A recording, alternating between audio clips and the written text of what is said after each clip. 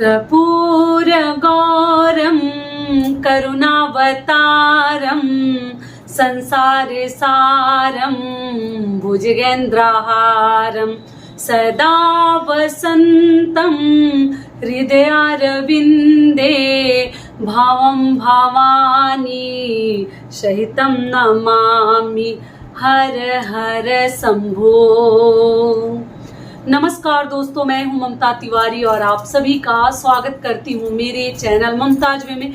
कैसे हैं आप सब? तो चलिए दोस्तों, आज हम इस वीडियो में जानेंगे सावन सोमवार के जितने व्रत पड़ेंगे, व्रत के दिन हमें कौन कौन सी गलतियां नहीं करनी है और व्रत के दिन कौन से ऐसे 2-4 कार्य हैं आप लोग को जरूर कर लेने हैं, और कुंवारी लड़कियां व्रत के दिन विवाह के लिए कौन से कार्य करेंगी। इसी प्रकार की कई ऐसी महत्वपूर्ण बातें आज हम इस वीडियो में जानेंगे। तो आप लोग बने रहिए मेरे साथ मेरे चैनल पर। अगर आपको मेरा वीडियो पसंद आता है तो प्लीज आप मेरे चैनल को सब्सक्राइब कर दीजिएगा, बेल आइकन को प्रेस कर दीजिएगा, जिससे कि मेरे वीडियो के नए नोटिफिकेशन आप लोगों के पास सबसे पहले पहुंचे। तो चलिए शुरू करते हैं और ध्यान से एक एक बातों को सुन लीजिएगा, ठीक है।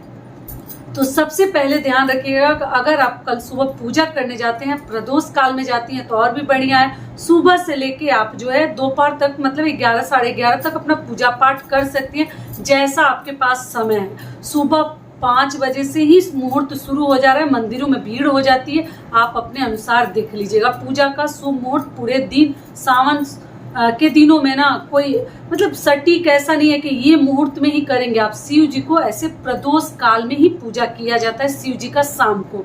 तो उसके लिए अगर करना है तो आप घर में पूजा पाठ कर ले। अगर आपको शिवालय जाना है तो आप सुबह से लेके 11-12 बजे तक पूजा कर सकते हैं। उसके बाद दोपहर में 1 बजे 2 बजे ना करें। क्लियर हो गया? तो मुहूर्त भी आप लोग को पता चल गया। अगली चीज क्या है कि जब आप पूजा करने जा रहे हैं तो चप्पल पहन के अगर जा रहे हैं तो कभी भी हाथ में लोटे में जल लेकर ना जाएं। जल अगर चप्पल पहन के लेके जाते हैं तो वो जल आपका अशुद्ध हो जाता है। इस बात का आप लोग ध्यान रखिएगा कि बिना चप्पल का मंदिर जाइएगा, और चप्पल अगर पहनते हैं तो जल लेकर मत जाइएगा, वहां जल भर लीजिएगा, नहीं तो आपका जल जो है अशुद्ध माना जाएगा। तो दूध ले जा सकते हैं लेकिन जल अशुद्ध माना जाएगा। इस बात का आप लोग ध्यान रखिएगा।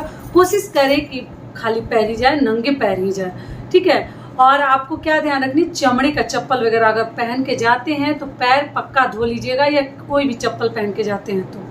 अगली चीज क्या है कि लड़कियां जो है व्रत के दिन आपको अगर सावन सोमवार व्रत के दिन अगर आप शुद्ध हैं, सही हैं, तो जितने सोमवार व्रत पड़ेंगे मलमास छोड़ के सावन वाले जितने पड़ेंगे आप भगवान का गठबंधन कर सकती हैं। माता पार्वती और शिव जी का गठबंधन सुहागन महिलाएं भी कर सकती हैं, सुखमय दाम्पत्य जीवन के लिए भी आप कर सकती हैं, और जो है लड़कियां विवाह के लिए, जल्द विवाह के लिए, शीघ्र विवाह के लिए इतना पावन और शुभ मौका अपने हाथ से आप लोग जाने मत दीजिएगा। तो आप लोग चाहे तो गठबंधन भी कर सकते हैं जब आप जो है शुद्ध रहती हैं। इस बार है तो इसी बार कर लीजिए, और शाम को कर सकते हैं, शाम को भी कर सकते हैं, सुबह भी कर सकते हैं, केवल दोपहर में आपको नहीं करनी है। क्लियर हो गया? अगली महत्वपूर्ण चीज क्या है, आप लोग को क्या ध्यान रखनी है कि शाम को अगर मंदिर शिवालय आपके घर से नजदीक है तो अगर सुबह में आप पूजा पाठ करके मान लीजिए आ गई हैं तो शाम को एक दीपक जरूर प्रज्वलित कीजिए मंदिर में जाकर, ठीक है। क्योंकि शिवालय में किया हुआ हर कार्य हमारे लिए और अधिक लाभकारी होता है। ऐसे घर में तो हम पूजा पाठ, दीपक बाती सब करते हैं, धूप बत्ती, लेकिन शाम को आप चाहें तो शिव जी का दर्शन करके आ सकते हैं, और एक घी का तेल का मतलब घी का एक दीपक जला सकते हैं, या तिल के तेल का भी दीपक जलाकर आप पूजा अर्चना कर सकते हैं। ये भी क्लियर हो गया। अब चलिए आगे जान लेते हैं कि व्रत के दौरान हमें क्या क्या ध्यान रखनी है कि हमारे व्रत का जो लाभ है वो घटते ना जाए, कम ना होते जाए। तो इस बात का आप लोग ध्यान रखिएगा। पहला, व्रत के दिन अगर आप शारीरिक रूप से स्वस्थ हैं, कुछ प्रॉब्लम नहीं है, तो आपको सोनी नहीं चाहिए। आप सोए नहीं। ऐसे एकादशी व्रत में ये नियम बहुत ज्यादा फॉलो किया जाता है, लेकिन किसी भी व्रत के दौरान कोशिश करें कि उस दिन सोए ना। आप कुछ ऐसा कार्य करें कि जिसमें आप व्यस्त रहें, बिजी रहें, घर के अपने जैसे कपड़े अरेंज करना या कुछ पढ़ना, धार्मिक किताब वगैरह पढ़ सकते हैं, लेकिन आप जो है बिजी रहें, व्यस्त रहें। शिव चालीसा पढ़ सकते हैं, शिव पुराण पढ़ सकते हैं, आप लोग इस प्रकार के कार्य कर सकते हैं। ये भी क्लियर हो गया। अगला महत्वपूर्ण कार्य क्या है कि व्रत के दौरान आपको न झूठ बोलनी है, ना किसी का अपमान करनी है, ना आपको किसी की चुगली करनी है। एकदम ध्यान रखिएगा। हम क्या करते हैं, जब फ्री टाइम होता है, एक हमारी कमजोरी है, फोन लगा देते हैं और लगते हैं इधर का बातें उधर बातें करने, फिर मुंह से कुछ ना कुछ तो चुगली निकल ही जाता है। एकदम ये स्वाभाविक सी बात है। तो इस बात का आप लोग ध्यान रखिएगा कि कभी किसी का जाने अनजाने में भी चुगली ना करें। एकदम आप लोग मतलब भूलिएगा मत। फोन लगाइएगा तो सही बातें कीजिएगा, या नहीं तो ऐसे उल्टी सीधे बात करने के लिए फोन मत लगेगा। अगले दिन आप लोग बुराई कर लीजिएगा, लेकिन व्रत के दौरान कभी किसी का निंदा ना करें और अपमान ना करें, क्योंकि भोलेनाथ किस स्वरूप में आ जाएंगे हमारी परीक्षा लेने हम नहीं जानते। किसी भी भिक्षुक, भिखारी या आस पड़ोस बच्चे का अपमान न करें। ये भी क्लियर हो गया। अगला महत्वपूर्ण नियम क्या है कि व्रत में अगर पूजा करने जाती हैं तो अगर गलती से किसी धूप बत्ती अगरबत्ती से कहीं कुछ लग जाता है, दुख तो होता है, या कोई कभी कभी जल ढाल देते हैं हमारे ऊपर, शिव जी पे डालने जाते हैं, इतने भीड़ होता है तो हमारे ऊपर भी पड़ जाता है, तो आपको नाराज नहीं होनी चाहिए, गुस्सा वगैरह ना करें। ठीक है, इस बात का थोड़ा सा कंट्रोल अपने ऊपर रखिएगा। अगला महत्वपूर्ण नियम क्या है, आपको क्या ध्यान रखनी है कि व्रत के दिन महामृत्युंजय मंत्र, जो बड़ा ही शक्तिशाली मंत्र है, लड़कियां अगर विवाह में आ रही है बाधा, लड़के नौकरी में आ रही है बाधा, ये किसी भी प्रकार का मैं बता चुकी हूँ, फिर भी कल के लिए याद दिला रही हूँ कि आप लोग व्रत के दिन एकदम ध्यान रखिएगा कि आप जो है महामृत्युंजय मंत्र का जाप जरूर कीजिएगा।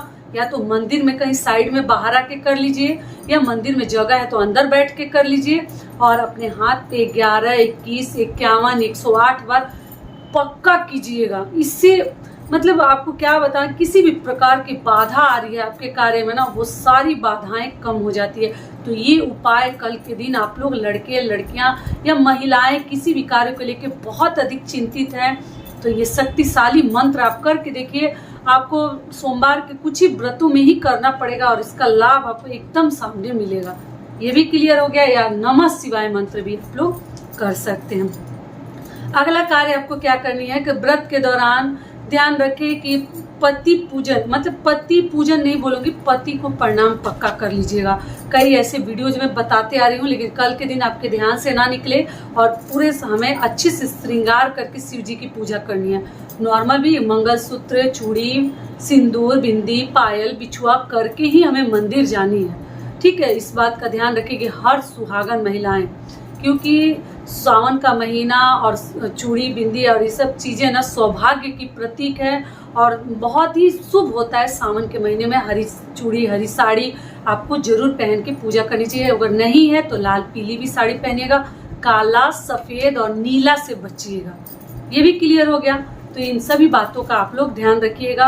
और अगला कार्य आपको क्या करनी है कि व्रत के दिन नंदी जी के कान में जो ही आपकी मनोकामना है जरूर बोल के आइएगा, भूलिएगा मत, क्योंकि ऐसा माना जाता है कि हमारा पूजा अधूरा माना जाता है। जो हम नंदी जी से कहते हैं वो डायरेक्ट हमारे शिव जी के पास पहुंचता है। तो जरूर अपने मन में वर के लिए, वधू के लिए या पति के लिए अगर कुछ बोलना है तो आप नंदी जी के कान में बोल कर आइएगा। हाथों में लिख कर जाइएगा कि आपको कौन कौन से कार्य करके मंदिर से आनी है, या पेपर में, भूलिएगा मत। थोड़ा देर होगा लेकिन सही देर आए दुरुस्त आए। इन सभी इतने शुभ मौके को हमें गंवानी नहीं है। व्रत के दौरान भजन, कीर्तन, शिव जी का गीत गाना, ये सभी कार्य आप लोग कर सकते हैं, क्योंकि ऐसा माना जाता है ना कि अगर हम शिव जी का मंत्र पढ़ते हैं, भजन कीर्तन करते हैं, तो भगवान कहीं ना कहीं बहुत अधिक प्रसन्न होते हैं। और माता से सिंदूर लेकर लगाना ना भूलें।